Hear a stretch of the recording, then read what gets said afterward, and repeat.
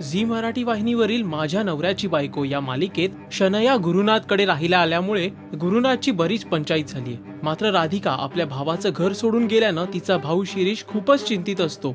तसंच राधिका सुखरूप असेल का याविषयी त्याच्या मनात उलट-सुलट प्रश्न येतात।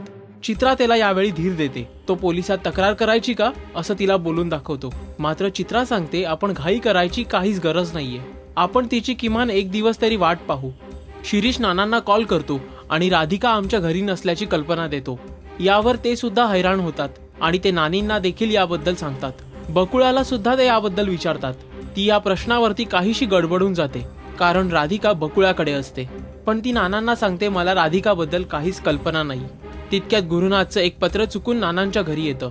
नानी ते पत्र रिसीव्ह करते।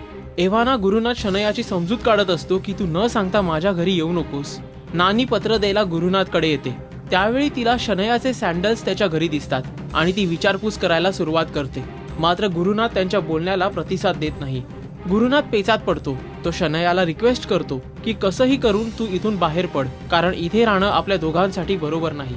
अखेर शनया मान्य करते। सोसायटीमध्ये कोणाला संशय येऊ नये म्हणून ती जीन्स, शर्ट आणि कॅप घालून आपण मुलाच्या वेशात असल्याचा आभास निर्माण करते। अखेर नानांची सून जेव्हा गुरुनाथ आणि तिला जिन्यात पाहतात तेव्हा ती विचारपूस करायला सुरुवात करते। मात्र गुरुनाथ सांगतो की तो माझा मित्र आहे आणि त्याची दाढ दुखत असल्यानं त्यांनी तोंड झाकलंय।